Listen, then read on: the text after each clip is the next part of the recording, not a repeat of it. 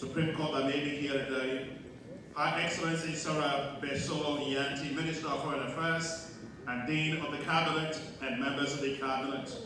Of course, I've already said Honorable Augustine Behe Ngafou, Minister of Finance and Development Planning, Governor of Liberia, to the African Development Bank Group. My dear sister, Ajamamaka Bilati, Minister of State. In fact, she was the one who taught me about you folks here actually liking pepper because she's from a Kru tribe. And she told me that the Kru tribe, when a child is born, you put pepper in the mouth and you turn your head of the baby upside down. So actually, I was hoping that today, when I see pepper, she would not be turning my head upside down. Honorable ministers, members of the cabinet, heads of departments and agencies, members of the media, distinguished ladies and gentlemen, good morning. I want to thank Your Excellency, Mr. President, for the honor and the opportunity and the privilege to address you and the esteemed leadership of Liberia gathered here today. It is an even more profound honor that the whole of your government is here. It's such a great opportunity to be here to speak to you all. It's always a great pleasure to be in Liberia, and to be in particular in Monrovia, the proud capital of a resilient and friendly people of Liberia. Thank you for always welcoming me with such warmth and wonderful hospitality. And when this was being put together, one of the people who worked on this course was Minister Mamaka, and worked with our Rufus.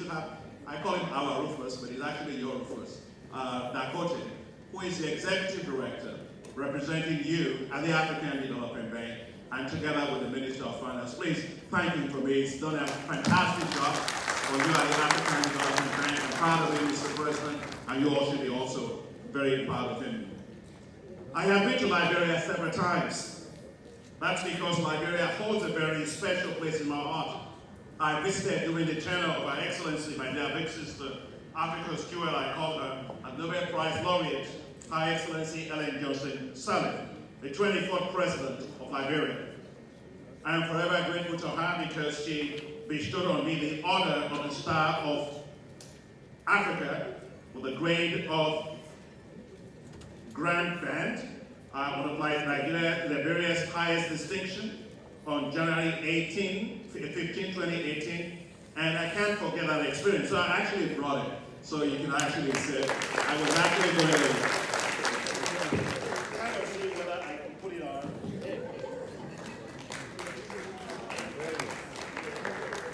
I think this way works. Like that, right?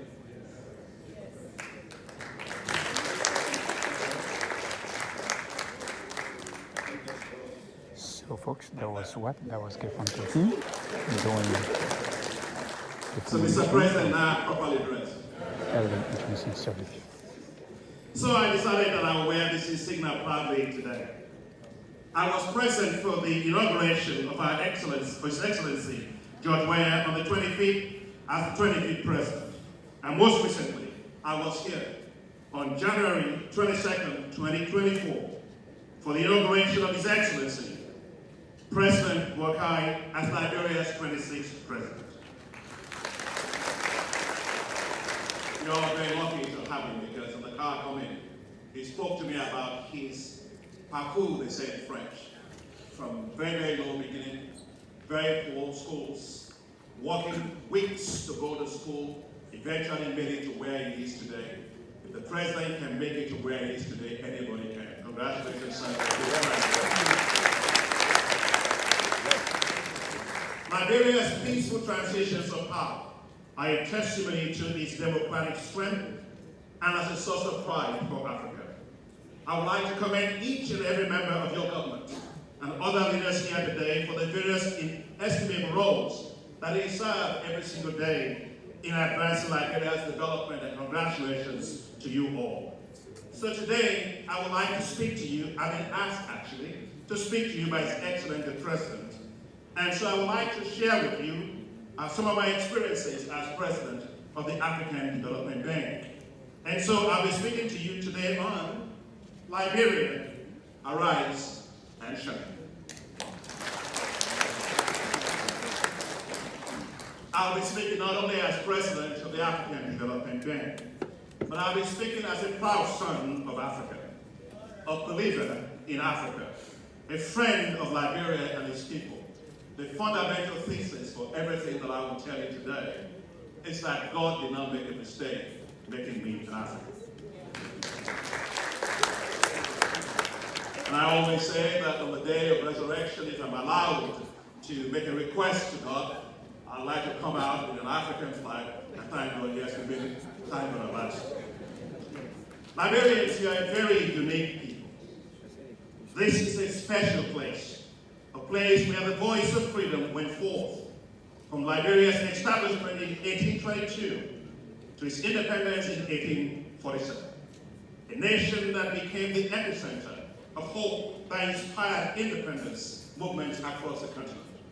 Yes, it is from here that one of your brilliant sons, Dr. Romeo Houghton, a distinguished economist and an indefatigable banker and a civil servant of repute, conceived a great idea, the idea of the creation of what became the African Development Bank.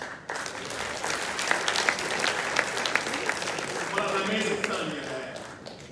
And he led a committee of 9 to put together what became today as the African Development Bank. So you can imagine the pride I have today to be in the same country, his own country, to speak to you about the work of the African Development Bank.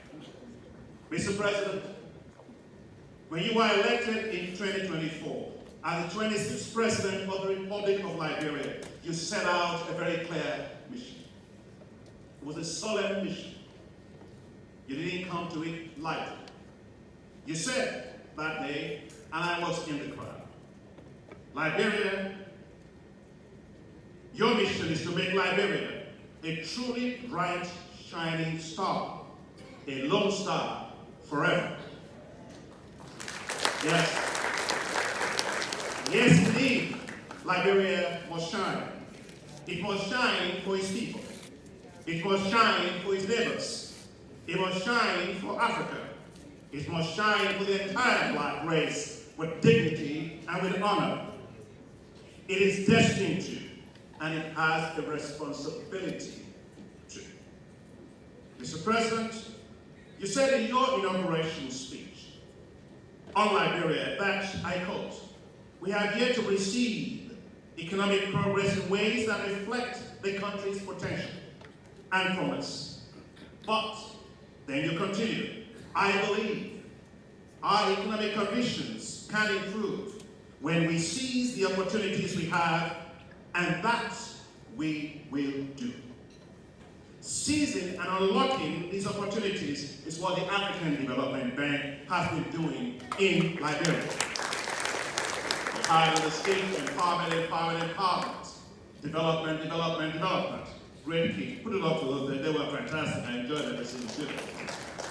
Since 1967, the African Development Bank has invested over $1.02 billion in Liberia across 72 projects. As of February of 2024, our active portfolio of projects includes 18 projects valued at $397 million, each destined to enhance the quality of life for all Liberians.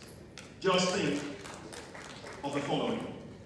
In transport, a total of 177 kilometers of road construction were completed under the bank's project in Liberia.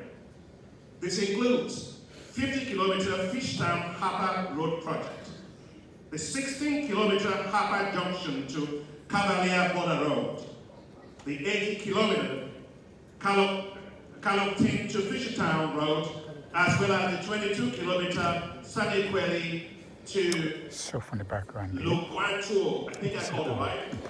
All right. Under the second phase of the Mano River Union Road Development and Transport Facilitation Program. In the energy sector, the bank has financed a total of 2,434 kilometers of electricity transmission and distribution lines.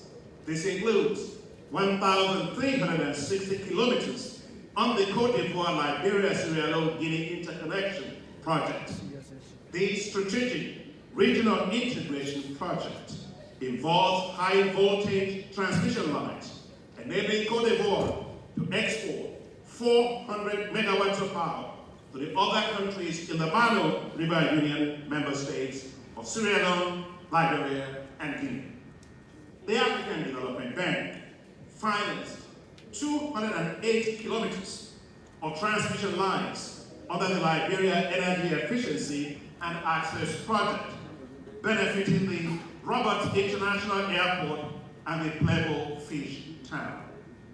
The African Development Bank provided $29 million to support the construction of a 45-kilometer, 66-kilovolt transmission lines from Painesville to Roberts International Airport. These included the 980 kilometers of transmission network in both Painesville-Owens Grove corridor and the Plebo Fishtown corridor. The Liberia Energy Efficiency and Access Project has resulted, Mr. President, in roughly 39,792 new connections to the electricity grid, accessing efficient and reliable supply of power. And power is important. It's just like blood in your body. No economy can develop, no person can live without blood, and no economy can develop without power, because you cannot grow or industrialize in the dark. So electricity is so important. This has allowed you to actually provide electricity for 50 health facilities, 65 academic institutions, 43 public facilities, 250 small businesses in Painesville, Owens Grove corridor, and the famous Plebo Fish Town corridor, and Liberia's military hospital, which is the 14th military hospital, including training of over 102 professionals and university graduates. Your Excellency, Mr. President, as the Minister of Finance said, the African Development Bank last year approved $16 million for the establishment of what is called the Youth Entrepreneurship Investment Bank. And I must say, this is the first of such anywhere in Africa. It will provide support to businesses and ventures of the youth of Liberia, your best asset, because more than 60% of your population is under the age of 35. I am delighted, Your Excellency, Mr. President, that later this afternoon in this program, I'll be joining you for the official launch of the Youth Entrepreneurship Investment Bank. And what a great day. And if you're a young person, you're going to clap your hands. I can hear you, though. Give it all to your president. How impactful. How much hope you will have unleashed. These achievements, Your Excellency, are just the beginning. Even though my time as President of the African Development Bank after 2 5-year terms end, this bank is your bank because it was created by the mind of your son. And therefore, this bank will continue to support strongly this country of Liberia, even when my time is over. And when my time is done, I will still be there. Since I was elected President of the African Development Bank in 2015, the bank has seen, thanks to my leadership, I have an incredible team of staff, and I have incredible relations and support from all of our shareholders, and including all of the African countries. And Mr. President, you are at the forefront of that. I am grateful, sir, for all of your support for me. Over those 10 years under my leadership, the bank launched what I call the high fives. And they are Light Up and Power Africa, Feed Africa, Industrialize Africa, Integrate Africa, and improve the quality of life of the people of Africa. In fact, when I started it, people thought it was some kind of a high five. You give people and you get along with your job. But it's actually very, very powerful. And I'm glad to tell you that in this 10 years, those high fives have impacted the lives of 565 million people. 128 million people with access to improved health services. 121 million people with access to improved transport. 104 million people with access to improved food, that is, they are food secure. 63 million people now have access to potable water. 34 million people now have access to improved sanitation. 28 million people have access to electricity. And of course, Mr. President, let me thank you. You were there with us at the summit on energy that we had in Dar es Salaam. We are elected country delegation for the development of the energy compact for your country.